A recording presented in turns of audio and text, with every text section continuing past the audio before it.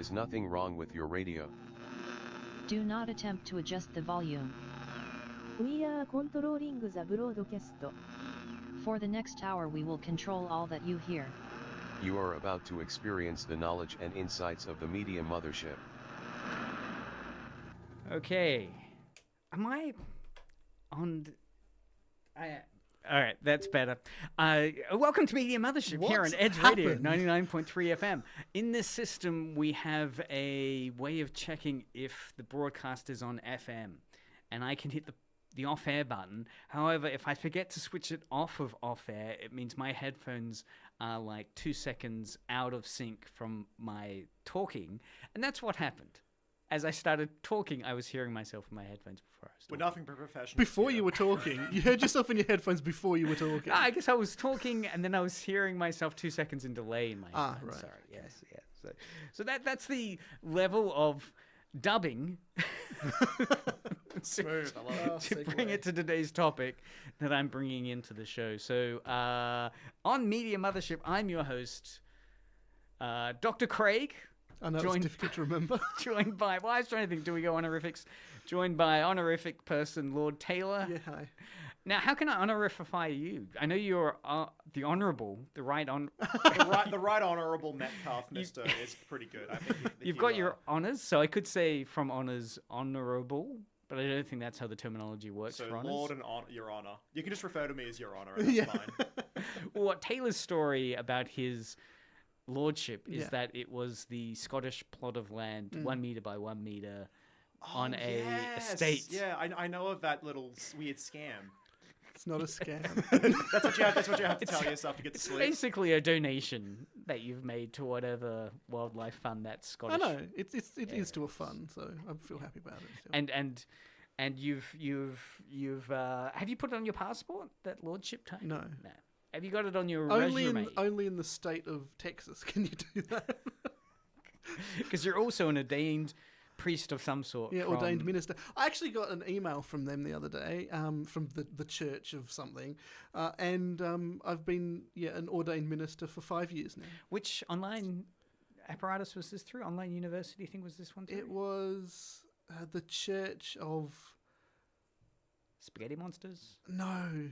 It was of life or something like that. I can't remember. Some entity. Yep. Because I've never, have you embarked upon any qualifications from unusual sources? Well, you see, I don't have the expendable income to be able to do that. You know, I've just. It's like a pay-to-win system, isn't it? Like pay to be a lord, you generally need a little bit of expendable income, and alas. Very true. All right. Well, I'm glad you're keeping it real, because what we're talking about is moments where the real and unreal collide. This is all set up by an article that I came across around December. I'm going to try. I've since looked at a couple of articles which have been unpacking this phenomena. So I used to be a media student, and I remember news was meant to be timely. Well, this one has become retimelyized. Okay. So the history of what I'm talking about is that back in, I think it was March, April last year, Prime Video set up this idea of AI dubbing. And what it was, Amazon launched an AI-generated dubbing for select Prime Video titles in English and Latin American Spanish, right? So you could dub it into those two languages. There are a couple of titles available that you could then select, hey, I want this, Japanese anime, which is what we're talking about today. Japanese anime, for instance, dubbed by AI live in English while I'm watching it, right? So that was the theory behind it. The reality, however, was an epic fail where you had all of these posts being made of inconsistent tone and bad inflection throughout what the AI was dubbing. We had some words becoming slurred and artificially slowed as they were trying to say them in the AI dub. Some people were saying, wow, it was better than what they were thinking. But ultimately, it was seen as pretty terrible. We had a strong critical outlash. So by the time, that started March out. By the time we got to November, you had various kind of celebrities jumping in on this saying this was horrible. So Dragon Ball voice actor was saying that was slamming Prime Video for AI dub of the Dragon Ball series, which was one of the ones you could choose. Which voice actor? The English voice actor or the Japanese voice actor? Let me see. This was the English. So Damon Mills. Don't have a job, so shame on you. Yeah. Well, we don't know. He might still be working. This was the dub of Banana Fish, which I think I've got some examples queued up, maybe that we'll listen to. After years of fans hoping for... This is from his Twitter post. After years of fans hoping for an English dub of Banana Fish, you give it to us as an AI-generated garbage. It's disrespectful as hell. Was a queer trauma narrative handed to a machine because paying real actors is too hard. Fix this or I show more. Right, and a link. Okay. So he's threatening to strip off. Okay. Don't know. So again, there was a lot of concern that AI dubbing was threatening voice actor livelihood. That Banana Fish, which was particularly in the scenes that were dealing with quite intense trauma and emotions in some of the scenes, was making them come across as really very soulless soulless because of the AI dubs, which they were seeing as inappropriate. So the AI dubbing wasn't matching the emotional tone of the original. And voice actors, of course, already receive quite low pay, many have been saying, and this is only going to make it worse as well. So then, by 2 weeks ago, the latest bit of news coming from MSN News, up-to-date news broadcaster, is Amazon Prime Video is... Netflix is now also in this bold new world of anime AI releases, despite the full 2025 failure. So despite the fact that, of course, what was going on last year, many people saw as a failure, it now seems that Amazon Prime Video are continuing and Netflix is joining them with the generative AI being used for some anime dubbing. So it'll be fascinating to see where this goes. Again, January, another article here from yahoo.com entertainment. I've really found the best sources for all of this. Headline is Amazon is seemingly doubling down on its AI anime dubs despite backlash. This is right. This article was talking about it posted a job listing for them to help drive global expansion of AI-enabled dubbing capabilities. So this was Amazon Prime posted a job that required, one of the job listings was you will be driving the global expansion of their AI-enabled dubbing capabilities. That job was then deleted because people picked it up and there was a backlash that, hey, this has all been terrible. Why are you going ahead with it? So they've said, okay, they've removed the ad, but the concept is still continuing, it seems. So let's listen quickly to, I guess, fill us in. Here is a short snippet of some YouTube shorts reacting to the Amazon Prime AI dub disaster. So we'll listen through some of these. I haven't vetted them, so it's a bit of an exciting moment of live radio. Get ready on your SMS line. Yeah. Let's do that. 0488 11707. Or, of course, we are on YouTube and Twitch, so you can send us a message on the chat. Or you can contact the Broadcasting Authority at CBAA. No, even better. Send an email to manager. Yeah, manager at edgeradio.org.au. I'll bring up the SMS line on our screens here. Oh, great. And Zeke in the office has said that the stream's looking good. So Nice. Thank you, Zeke. Here we go. Here's a first clip from the channel Richo. Anyway, this is growing tiresome. All I need from you is your adorable head. So this is the original dub. That's good quality. That's where Oh, right. This sounds pretty good. Man, I hope they never replace real voice actors with AI. That would be crazy. Okay, this is the AI. About this. All I need from you is your head. The rest can rot in the dirt. Like the useless scrap metal that you are. Kainon Trog. Okay, think that yeah. last part was certainly in it. Yeah, not quite as good, I must admit. So Not quite as passionate, or with pathos or whatever it is Socrates was talking about. Not quite as good. yeah, and that YouTube short was quite good. I mean, it did provide that contrast of anime dub emotion in English. That's at least emotional. Paid actor does it. Compared to, gee, what's the timing like, the feeling like in the dub version? Let's listen to the next example. Amazon Prime uses AI for English dubbing. All right, let's hear this one. So I saw Okay, a this is clip just a on Blue outrage. Sky of a banana fish dub on Amazon Prime that is AI. And I'm like, this can't be real. So as you can see, I have Prime. So let's see if this is legit. Heavens forbid if it is.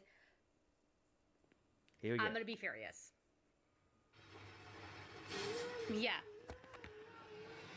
Frickin' real. Ever since the occupation, it's always been like daytime around here. Man, I can't wait to get back to the States. Really amazing. It's just like CSI in New York. Oh my word. It looks just like a movie set. Hey. All right. So, yes, it's looking a little... okay, here's another one. Amazon's AI banana fish dubs are hilarious. We'll see what this one unpacks. Amazon just tried something really stupid with banana fish. They quietly added an AI English dub to Prime Video, and yeah, it was bad. Like, zero emotion, weird pauses, completely lifeless. It generally sounded like a text-to-speech voice reading an anime script. This tiny space. I need space to move. I said I need space. No, please. No, Skipper. With me. Come on, Skipper. Hey, you gotta fight. Don't die on... As you can imagine, people... So I guess those examples there of come on, Skipper, you got to fight, that kind of flat delivery. Yeah, you mimicked it pretty well just then. Come on, Skipper. I think I put more energy into it. You're right. Yeah, my apologies, Craig. Thank you. So, yeah, clearly there's that flat, robotic-sounding voice. That really stands out, I guess, if it's an emotional scene. So that scene, for those, of course, on radio not being able to see it, a main character is dying. The other character's got that dying character in their arms and is saying, come on, Skipper, don't die. Oh no, I thought it was just like a reverse shot dialogue scene just based on the delivery. That's a shame. Pretty disastrous. So yes, it was this absolute failure of AI dumping, which I was curious that, why would audiences care so much about the AI dubbing disaster that's come across with Amazon Prime? Why is it a problem? Who creates this? Is it, given that dubbing has already been criticized quite often as lacking that emotional intensity once it's dubbed? For sure. Like just before the radio, we were talking just before about the original dub to Akira, like in English, and like even though it's objectively absolutely terrible, people still manage to fall in love with that copy of it nonetheless. So I think that there is like, it's an interesting thing because I think it's always been a problem. But it's just something that you just kind of have to live with because you don't actually have the ability to actively translate the thing. It seems to be the emotionlessness of it. Yeah. That is getting focused in on. That it's one thing that AI's been involved. It's both a hilarious and I guess anger-inducing frustration that it's emotionless. That it's the delivery is so flat. It's definitely the emotionlessness of it, because if you remember back to, I can't remember where it was. It's like early 2000s, I think. There was a anime called Ghost Stories. Okay. Which was dubbed into English, and the plot line of it was so sort of like generic that they decided to just sort of let the voice actors have a bit of fun with it, and they turned it into this comedy gold masterpiece.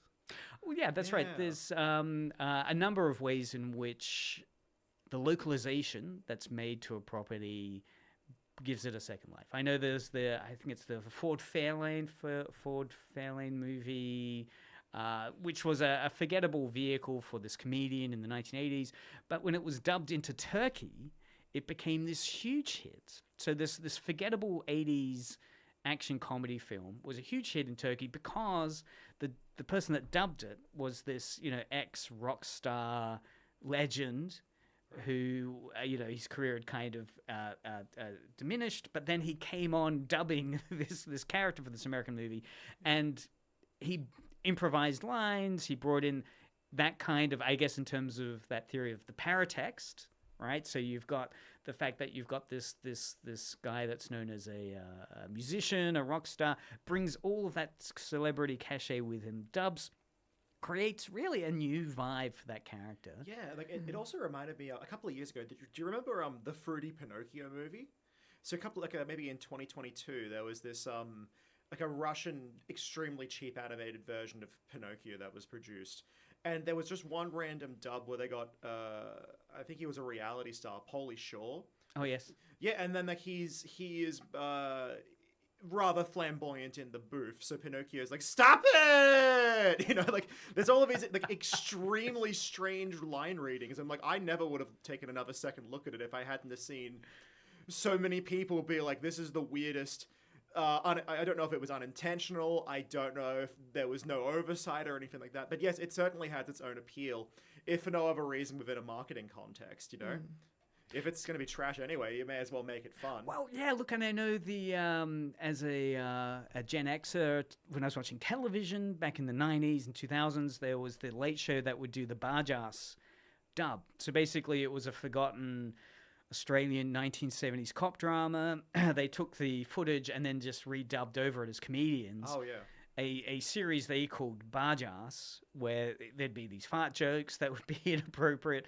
There'd be these moments which would just deconstruct the seriousness of the original police drama and perform a kind of comedic lampooning of that text. So there are moments where the dub it breathes new life into a forgotten original, creates a completely exciting new localized text that has more meaningfulness than the original one. The AI stuff is fascinating because it does seem to shift that. I mean, there's comedy there in terms of that. For some of the reaction is the hilarity of how badly mismatched the AI's interpretation of the script is to the reality of the audience conventions we've got. In a way that deserves attention in terms of how we've been trained to watch television and storytelling on television. Like we've been trained to expect a death scene performed a certain way with a certain vocal characteristic, right? You want emotion from the friend that's watching and holding the death of their companion. You want emotion. You don't want the come on Skipper, don't die on me. It's interesting because like it's within different contexts of AI, right? At least for me. So like I mean, a lot of the stuff that I listen to, I turn basically 90% of the books I read into audiobooks using AI. So I have two apps on my phone. I've been using, I think it's called Speech Central a lot recently because the other one that I was using has really dodgy marketing prices. So I'm like, you know what, bye-bye Speechify. I don't want to give you $200 a year just to read a funny voice at me. Yes. But basically, like these apps, basically, I plug books that have not been reprinted since the 80s into it, and I just turn it into a shitty audio. Right. So I wanted to do that on Edge. I mean, like, if we're not gonna do copyright, so this is like audiobooks. I mean, like, what is the mind? Who am I? Can you imagine, think, or feel? I mean, it's not very good, but like it gets the job done when you have pretty severe ADHD, right? So this is a really interesting case of you've got a PDF text or a Word text. You've just ripped out the text, and then with Speechify or an app similar to this, Speech Central. We're not endorsing Speechify right. because they have weird marketing deals. Their main thing is like, oh, buy our plan because we got Mr. Beast, Gwyneth Paltrow, and Snoop Dogg to do voices for us. And I was like, I don't want either of those three people to be talking to me about the culture industry, dude. That seems like a bad idea to me. I think Snoop Dogg could do it well. Actually, you know what? Yeah, I think if Snoop Dogg was trying to tell me about Adorno, I think it could rock. The other thing I find fascinating with this AI dubbing space, so this talking through these steps from the app where you plug in the script, then the script is able to just grab an AI voice, and you're then listening to it like an audiobook. Yes. Right? Which I do a lot these days as well. I'll have something as I'm walking, I'll have headphones on with an audiobook. And sometimes I'll create this audiobook similar to the steps you're doing. There's a guy, a YouTube channel called There I Ruined It, where he's great. Yeah, he takes what's really interesting. He was brought up in a congressional kind of inquiry into AI voices, Right. and there's he's become quite famous because what he'll do is he'll take Johnny Cash. Is one of the most famous one is Johnny Cash sings Barbie Girl, and he basically grabs the lyrics of Barbie Girl. As a layperson, when you're listening to it, you think it's this mechanic where all he's done is taken the lyrics, put it in a language learning model, and it's auto-generated it out. Yeah. There's a YouTube, or there's an article I was reading where he's interviewed, and he was talking about the steps he takes to do this, and it's much more creative, the process. In terms of what he does is he first sings the song himself in his voice. He's a singer, so he'll then sing. So say, for instance, Johnny Cash. So what he'll do is he'll have him singing the song in his voice. Then he'll grab the new lyrics. So he'll sing it as Barbie Girl, right? So it'll be Johnny Cash's "Ring of Fire" is the song style that the Barbie Girl song is sung in. And what he'll do is he'll first sing Barbie Girl as "Ring of Fire" in Johnny Cash's cadence.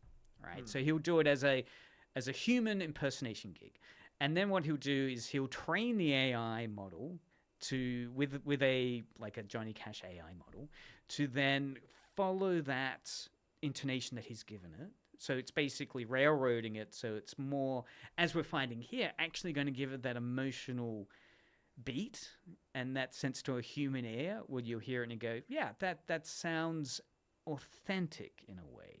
Right, and that's through then going in the back end. He'll talk about how he uses not Audacity, but some other audio processing engine to then tweak it so that it will have that feeling. And I guess ultimately what we're arriving at here is that feeling of authenticity, which is far away, I guess, from those examples we're hearing from Banana Fish, the anime, which are far away from authentic, right? In terms of, okay, emotional scene.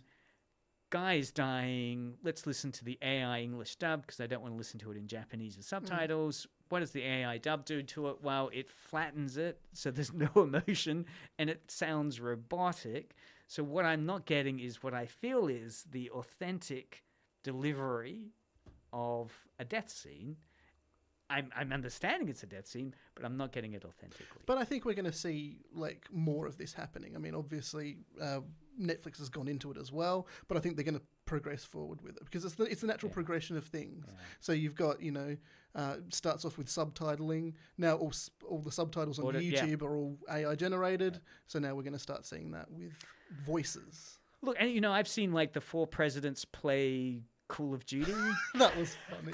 It's something I think about a lot, actually. How when AI voices started, it was really fun. Yes. I loved seeing those reels back in my youth about Donald Trump, and he's in a gaming lobby with the son from Breaking Bad or some shit.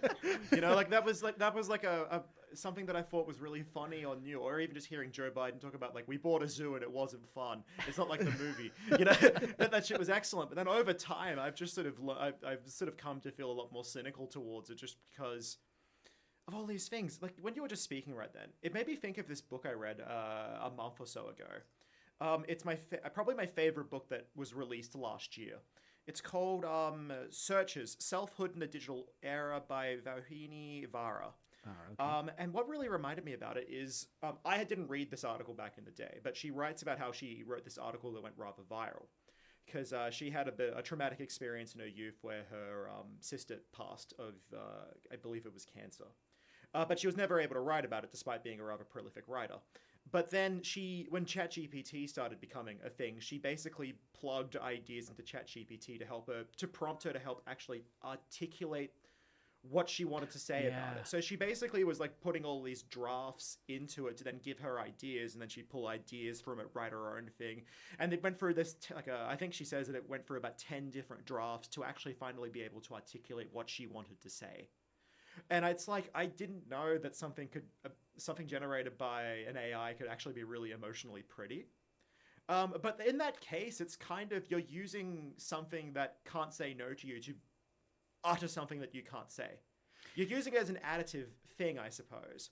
And then later in the book, she's talking about like the ethics of like, I actually learned after the fact that it uses a lot of water and electricity, and I feel a bit bad about it.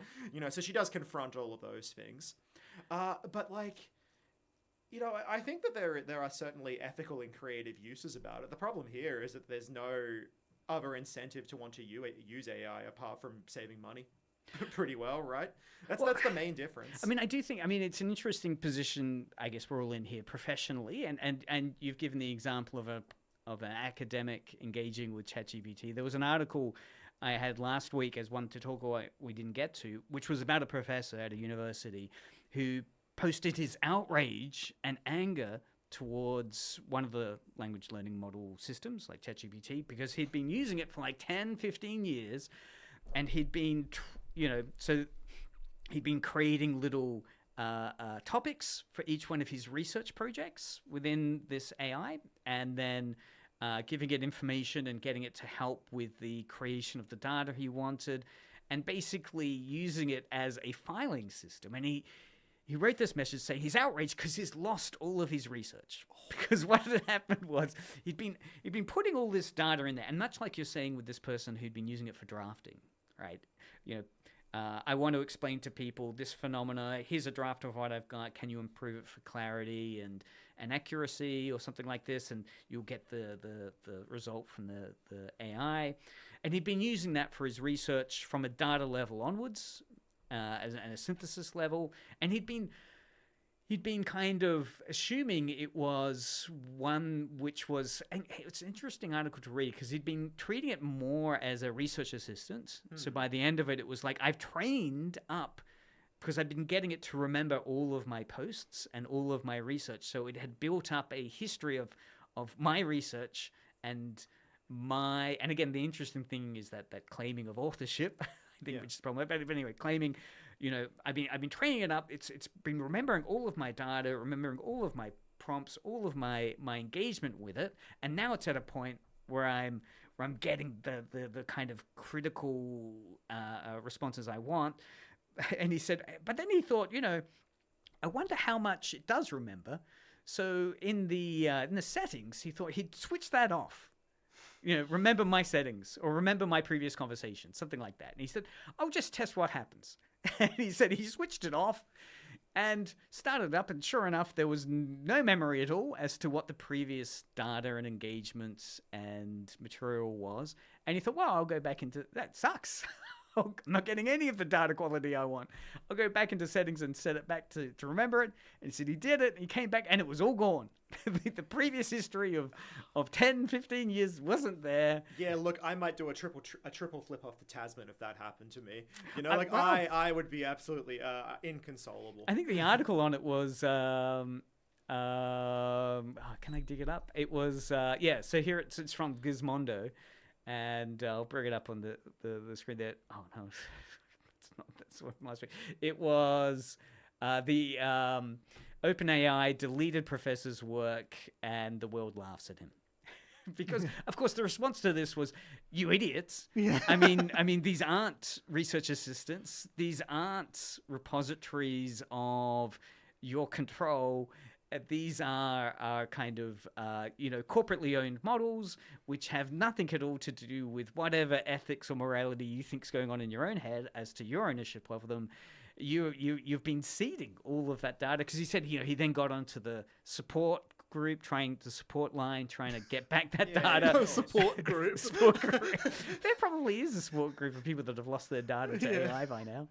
But no, look, it's a trap I found myself falling into with some language learning models, where I'll check that, remember my history, and you are beginning to then lean into the complacency that model instills in you of, well, I'll just use this as a shortcut to jump straight into the current,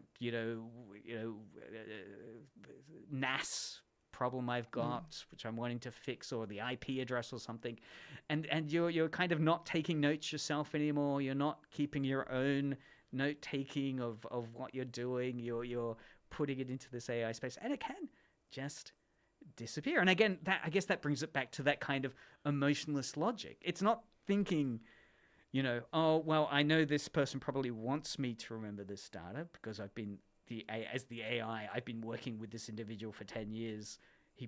They probably don't want this data to be lost. They don't.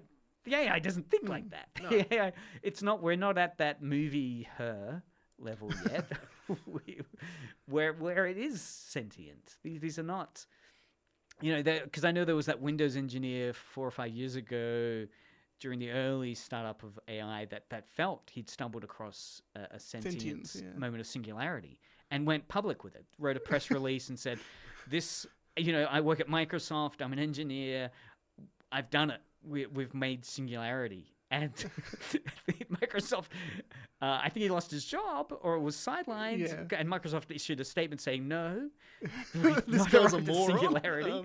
What was fascinating there was the philosophers that then stepped up, and Scientologists that then stepped up to explain what was going on here.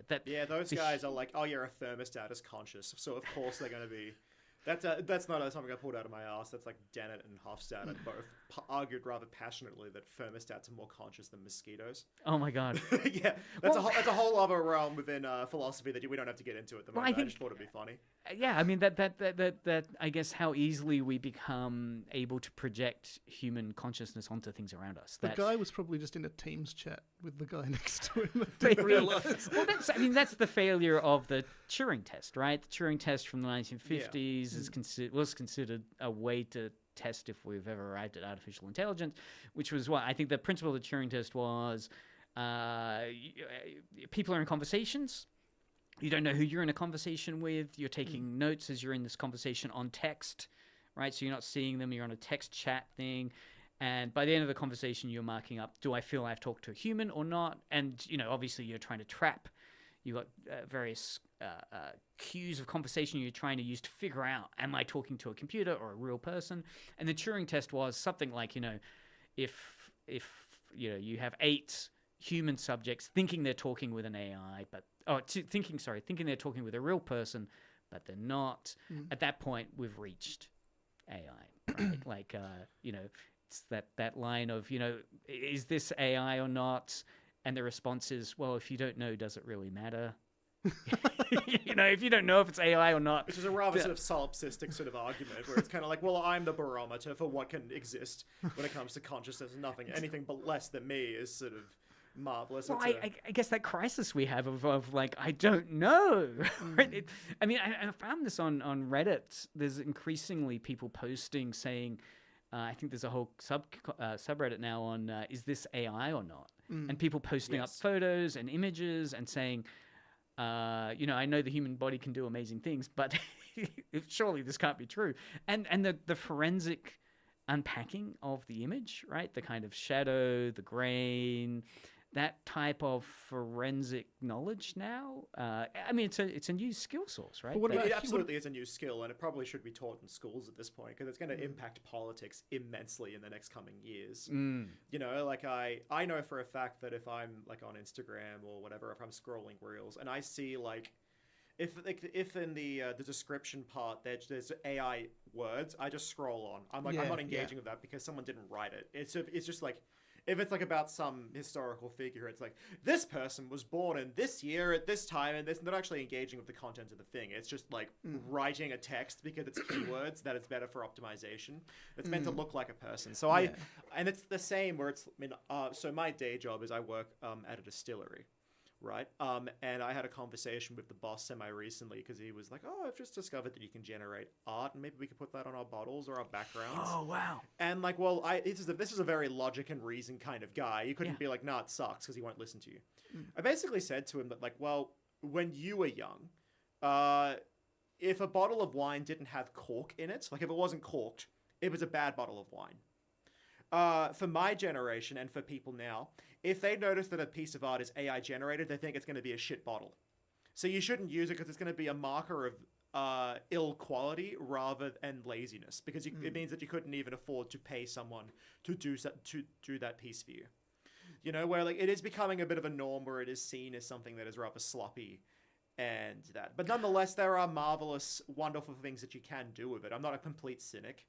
There's a game designer though talking about. I mean, there seems to be a backlash around that space, which is interesting to note from some. Was this Larian Studios? No, Larry. Oh yeah, that was a recent thing. Baldur's Gate 3. Like, Right. it won Game of the Year like 2 years ago or something. Yeah, ago. something Time like is that. meaningless. Who knows? But like they were like some dev talked about how they were using AI to draft ideas or something. I'm half remembering the idea. I don't want to spread misinformation about this gaming drama, but like and then like there was a bunch of calls to like, oh, redact this, redact that, and it's just like yeah, I can understand people being anxious about it because one, people lose jobs over it. Like we were talking a couple of weeks ago about Late Night with the Devil, that whole drama. Yes. It is a moral panic. I'm sure that folk devils and moral panics. You could write something about AI and stuff. Well, like that. yeah, I mean, it reminds me a little bit of some of the research done on what's called a moral economy. So it was a historian that was doing research on French peasant revolts in like the 1500s. And sounds like a ripper. I know, it's worth reading. And basically the theory was, what he was looking at for this moral economy was, how bad does it have to get for a medieval peasant before they revolt against their lord, right? Given the power imbalance is so extreme, how bad does it have to get for a peasant community to actually take arms up against and rebel? Because they're so rare. And you think, with our perspective from modern times, you think, God damn, that life sucked. Why didn't they go the collective commune or something like the Monty Python sketch? We're an anarcho-syndicalist commune. Why was nothing that? And his research was saying it. Basically, his metric was based on what he called a moral economy.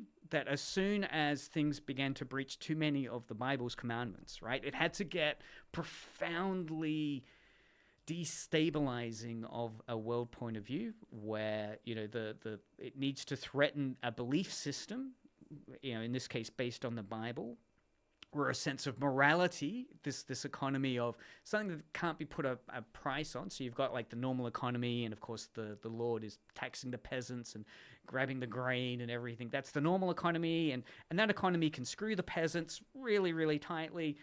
But there's another economy where if the Lord is behaving in a way that becomes immoral, according to a Christian narrative, then you might find, if both are happening and there's a strong moral urge, a peasant revolt can occur, right? If there's a strong enough moral. So similarly with this AI space. Epstein files, we're going to see revolts happening soon? What's the moral economy there? Well, I guess this is the the elite. Maybe the thing that proves it, like the exception to the rule, right? That this seems to lack a moral economy, right? The Epstein file, the thing that people are outraged of is the moral economy is broken, right? We know that this is immoral, and people are calling out the fact that there haven't yet been any successful court cases against anyone responsible, right? I read something in the news recently about how like there was some British politician who had some tie to Epstein, and there were petitions to get him out of Parliament. Whereas, part of it would be cultural norms, I suppose. We're talking about an administration in America that, let's just say, wildly adopted QAnon, which is this ideology of projection, if there ever was one. Like, oh, my political enemies are pedophiles who eat children, yet there's these Epstein files here that ties my favorite little guy with a funny haircut to that administration, so you just don't particularly want to look at it. I do have a sort of, not that I want to speak ill of people who I see most every day, but I have a co-worker who I've noticed has been a fair bit more quiet this year about that kind of thing, just because it's obviously challenged him a little bit, as it should, and if you avoid doing that, it probably isn't particularly kind on your character, I suppose. Yeah, look, I mean, because I do think that's a good example, because I do think that reflects a kind of crisis in moral economy ideas or morality, because many people are pointing to the fact that, maybe Pizzagate did exist, but, 4chan and these kind of crusaders around Pizzagate were unaware that it was actually their team, right? It was the conservative, Epstein, environment that was perpetuating this, that there were code words and there was trafficking. The interesting thing about Pizzagate, though, because conspiracism is one of my things. I know I said this to you last time I saw you, but like I have to really hammer it home. Is that there's a lot of like, let's not call it revisionism, but there's a lot of, let's say, academic devil's advocate that goes on with Pizzagate these days. Yep. Like at the time, a lot of people were like, "Whoa, that's crazy," but these days, a lot of scholars sort of talk about like, well, if you truly believe that was a thing and that was happening within your your local area. Is that not kind of the moral thing to do if you really believe it happened? Is it not kind of brave in a way to sort of actually go to check and see? If you really believe it, can you really fault the guy? Well, obviously the problem there is that that's a politically motivated thing, and I believe his name was something Welsh. I can't remember the perpetrator's name. Not that we really want to say his name on the show and glorify him, but like he had recently sort of like gotten into a car accident that had hurt a child. So of course he jumped onto this thing where it was like, oh my god, there's children being hurt in my local area. I have to stop that nonsense. So there's a lot of I see a lot of like when it comes to conspiracism, a lot of sort of projection. Usually we're very skeptical of psychoanalysis here on Media Mothership, or at least I am. But it is the gift that keeps on giving when it comes to conspiracism. Look, and I hear what you're saying, but I do think, one of the lessons I've learned is you've got to test reality. Yes, or at least test your version of reality. Talk to people. You are testing reality because it is a politically convenient thing to what you want reality to be. Ask someone else, hey man, are you seeing the same thing I'm seeing? Yeah. Is this like, I experienced it this way? And this is one of the things they say that's so amazing about the human memory, right? That, you can have a crime and during like questioning the person after witnessing something traumatic, like a crime or an attack, you have various versions of what went down, right? The selectivity of memory, the selectivity of the mind means that each person's memory might be radically different. I remember doing that test on YouTube where you watch that one of people passing basketballs. And the classic test, yeah. Count how many times the basketball gets past this group of 5 people. And then you're counting, and then after a minute or two, then the next question is, did you see the gorilla? It's like the selective inattention test. It's a classic. Yeah. Well, and there was a whole time where people would do the Clancy or Yancey, the gold dress or blue dress. Yeah. Questions of reality, right? Where it's like, no, it's a gold dress. No. I see a blue dress, right? Profoundly existential challenges to assumptions, right? That no, I'm not hearing Yancey, I'm hearing Clancy or something, right? And there are explanations for it, like aged ears won't hear certain tones, or you're generally primed into it, is what the scholarship sort of in the psychology sort of talks about. One, you generally have subconsciously primed into it by something you read or something that you generally will prime you towards the thing, and then you're likely to continue hearing it. Or even if you're like listening to one of those tests and then someone says, is it Laurel or is it Yancey? You're inclined to hear once you like, okay, is it Yancey? Is it it's one of those things, yeah, Laurel and Yancey, because they're distinctly different words. But there was moments of existential angst. And speaking of words that are dubious, the thing about translation is that the thing is like that part of the conversation reminded me. When you pitched this idea to me, Craig, I was thinking of this scholar who I thought a lot about last year named Walter Benjamin. Yeah. And he has a very famous essay on translation that a lot of translation is just one of those. I had this lecturer at UTAS. I was asking too many questions, and he called me pathologically curious. So it's just like one of those things where I'm like, I don't think I'm ever going to write on it. The curious side is good. The pathological side. Pathologically curious. It's almost an insult, but I kind of love it. Pathological. What are you pathological about? Pathology is a kind of unhealthy... It's compulsive, I suppose. You just can't stop. It's just like, it's your neurosis, I guess. Which there are worse things to be known by. But he has this... Anyway, so Benjamin has this famous essay where he talks about the task of the translator. And, so he was a multilingual person, and he made a bit of money back in his day by sort of translating text, so he obviously had fun thoughts. And it's just one of those things that I really like. Like, I started reading... an edition of The Count of Monte Cristo recently, introduced by Umberto Eco, who was a famous writer.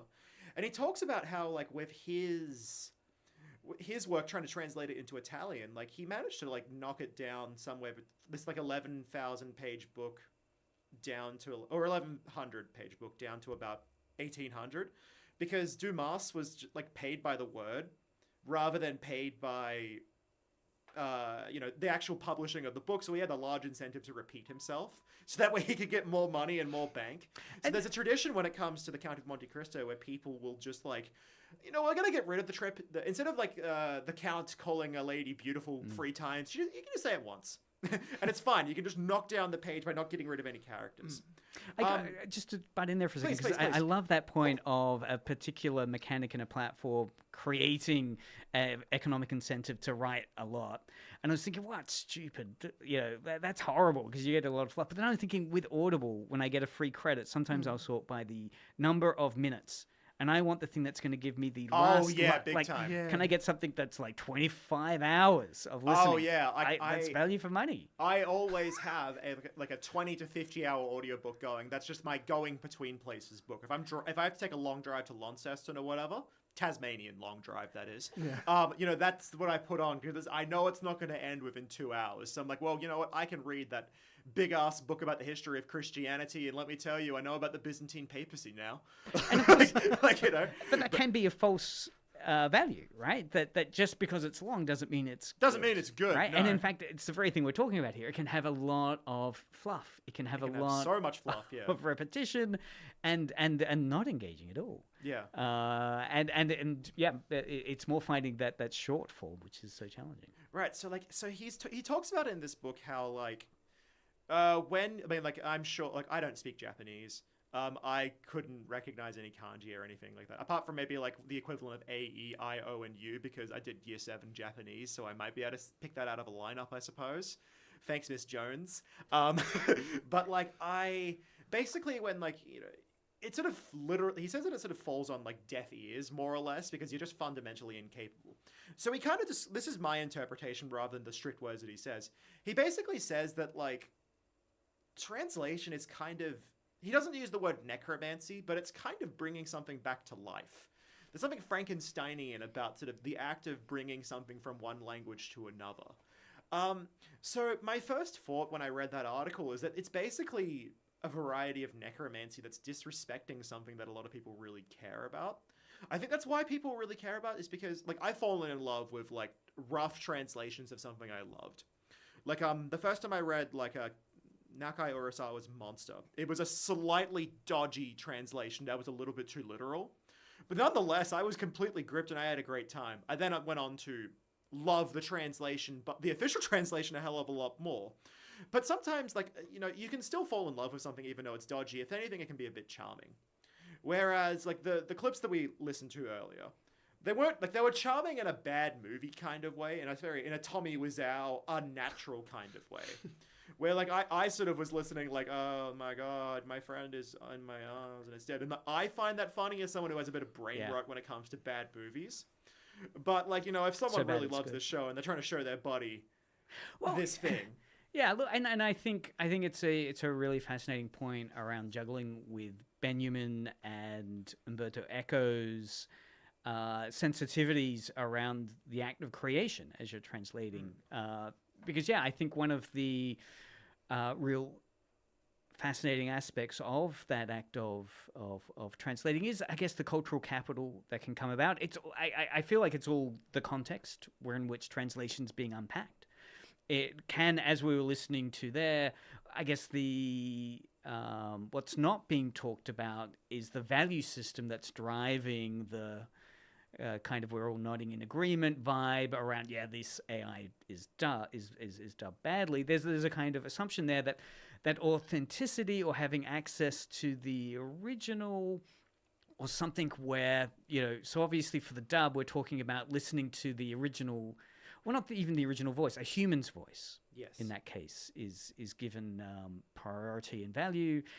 When we're talking about, is the engagement I've got with this text authentic, you can break into all number of debates, right? I mean, I know with the Bible, for instance, there are all these fascinating conspiracy theories around mistranslations. Yes. Where suddenly we've ended up with a particular version of what we think is the case here, only because it was mistranslated or something, right? So these amazing, again, talking about these moments of existential angst and profound reality destabilizing. It's these moments where someone points to you, hey, by the way, that translation was wrong. You know, it was meant to be grass, but they translated it as, you know, car. And that's why we think this. I know with the Bible, there's a number of ways in which people have claimed mistranslations resulted in a completely wrong engagement with this text. It's funny you mentioned that, because I was reading today a book by what's the name? I'm reading the book. It's by SPQR, which is like just a history of like ancient Rome.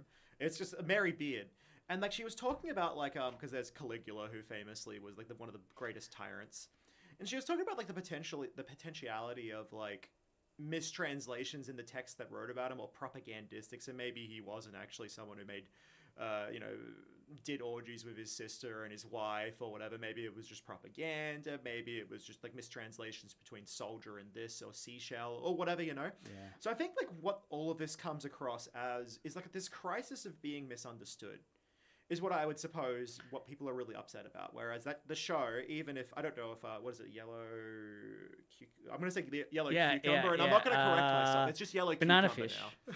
Banana you know fish? what? I don't believe that. I'm sticking with yellow cucumber. But basically, I think it comes about from this, like, it has a definitive meaning. It was created by someone with intent. And it's not this tragedy of being lost in translation so much as it, like, a corporation that doesn't care about it very much is just mistranslating it, because who cares? Who's going to notice, really? Who really cares?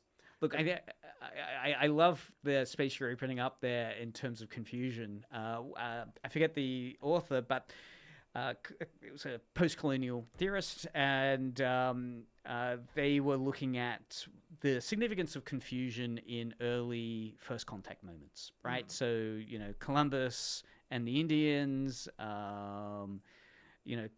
Captain Cook and Australian Aboriginals, right? First contact moments, and the confusions that always occur in those first contacts, which are all lost in translation moments, right? There are moments where there's two communities that don't speak each other's language and don't share history or culture, try and communicate, and how it creates confusion. And the post-colonial theorist was unpacking that and saying that's such an exciting moment, though. That confusion is what is so exciting to look at. Because at that point, it's such a rich environment. It's from which you can understand so much of assumptions that are going on. It's going to generate tons of really fascinating encounters, right? I mean, obviously, we can talk about the horrors that can happen there as well, but it's that kind of profound, I guess, moment where you're desperately in need of translating, and where you're lost. You're not able to get even that first step made with effective translation occurring. It does seem that, you know, are we today, even though we're bemoaning the way in which AI is cheapening maybe the engagement with the text, is it still ultimately enhancing it? We're not going to be as confused, or is confusion still there? Is confusion ultimately still an exciting experience in this moment of translation? That the failures of the AI, the confusion that it generates, is in itself a worthy experience. There's all this problem about AI appearing as human and fooling humans, right? Yeah. What about humans appearing AI? R2-D2. You know, it's funny you say that. Like, one of the harshest insults, at least I hear around university or betwixt artists, is that, like, it just looked like an AI generated it. It basically, it's this phrase that sort of subconsciously, I think, means, like, it has no soul, it has no idea, it just looks like something that someone made, other than being someone made because they cared about it, I suppose. Or, like, it's a harsh insult in the music community as well. If someone says, like, oh, it just sounds like an AI just generated that chord progression, it means it's mind-numbingly generic and indistinguishable, I suppose. Can AI ever feel right in a creative work? I think that, like, for someone who isn't in the know, yes, it can. If you have absolutely no idea that it's even an option, of course it's gonna hit. Maybe you think it's slightly weird, perhaps. But yeah, it's just a matter. It's always going to piss off people who know a bit about it, I suppose.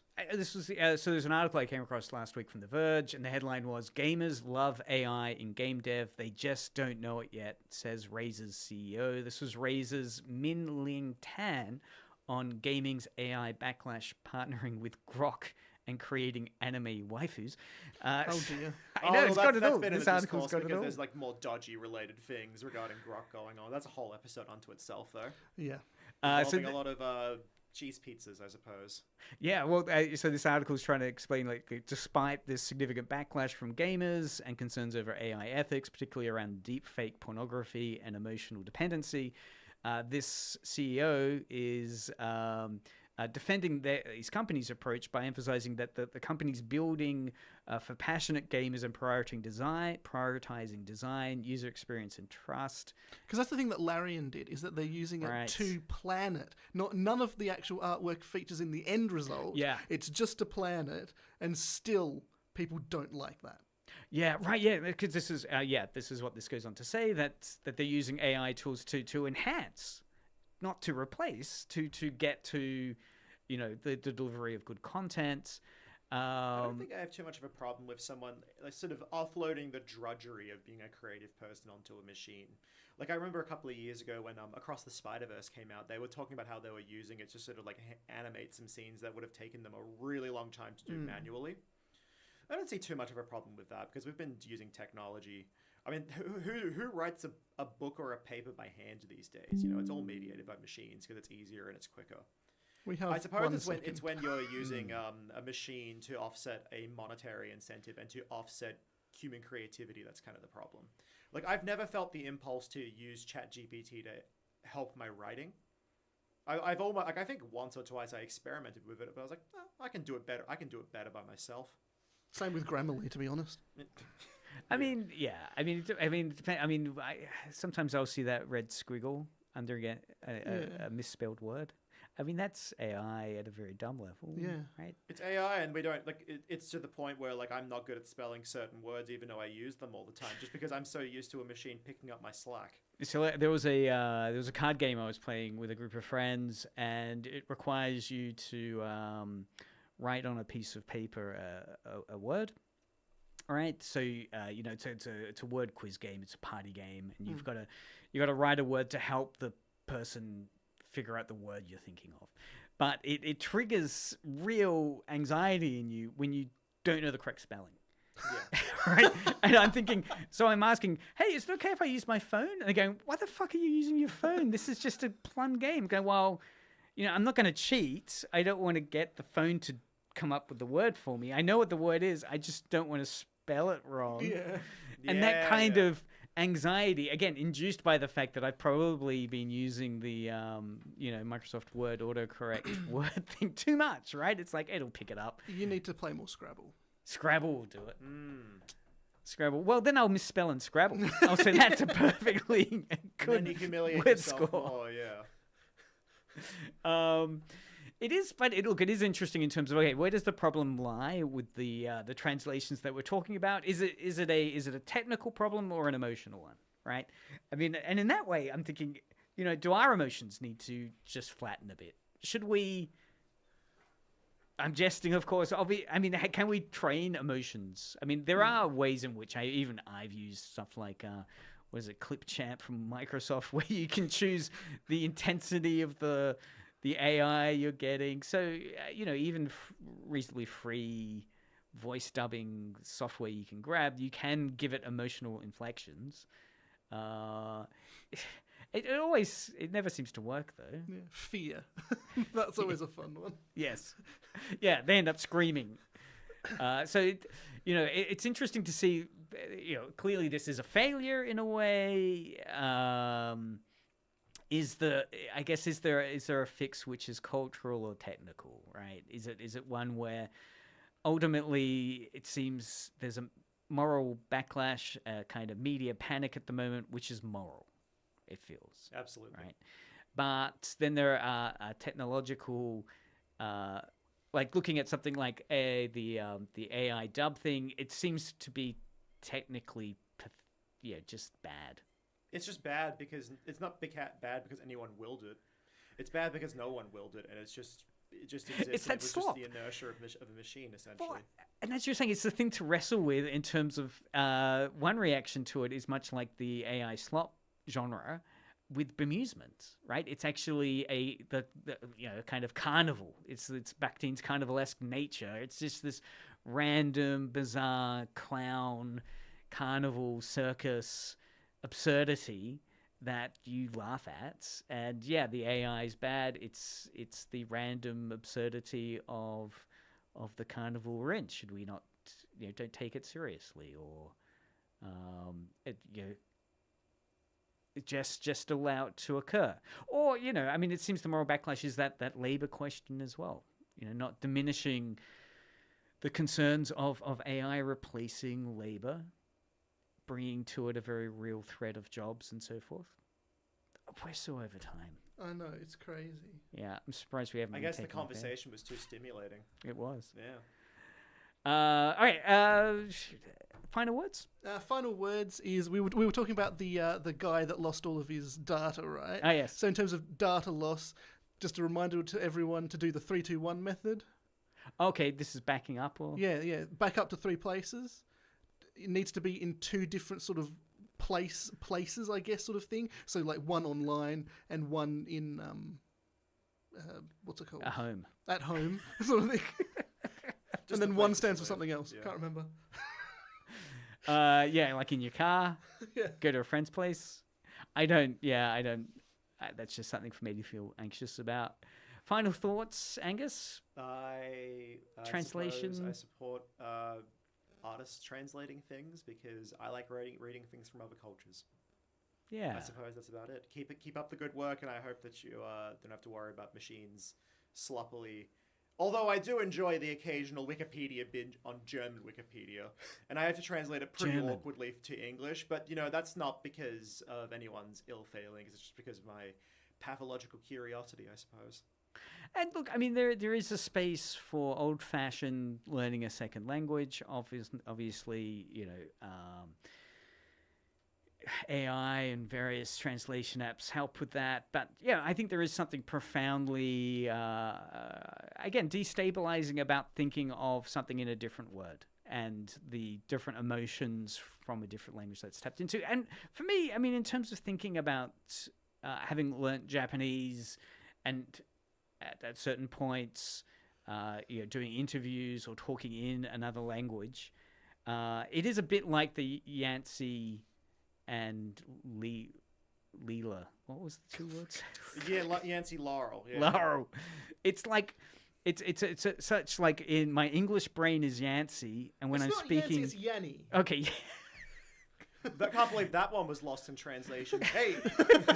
Okay, my English brain is the blue dress, and my Japanese brain is the gold dress, and it's a profoundly different way of engaging in the world around you. So yeah, for all those people struggling with language, keep it up. Good luck. That was my flat AI delivery with no image. Keep it up. Good luck. That's Edge Radio. Let's play some music now. All right. Listen back to all your favourite programs.